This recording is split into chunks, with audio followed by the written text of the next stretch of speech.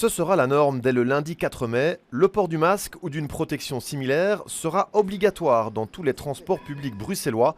Une disposition à prendre dès l'arrivée dans une station de métro, un arrêt de bus ou de tram et qui devrait être maintenue tout au long du déplacement. Le service de sécurité de la STIB est à la disposition des forces de l'ordre pour appuyer ce contrôle. Nous ferons clairement de la sensibilisation. La verbalisation, elle les revient plutôt aux autorités.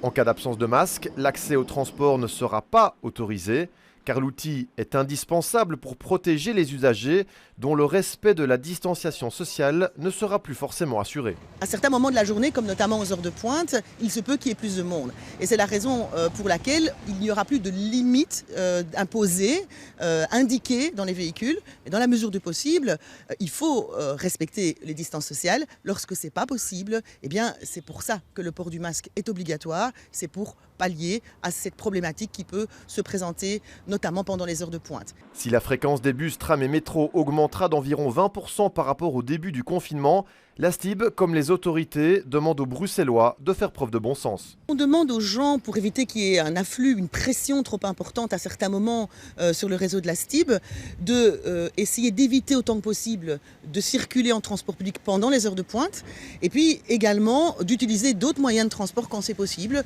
Par exemple, la marche à pied pour se déplacer peu loin, faire une petite course dans le quartier ou éventuellement également le vélo. Une évidence qui devrait être d'application car les Bruxellois ne risquent pas de se ruer vers les transports en commun.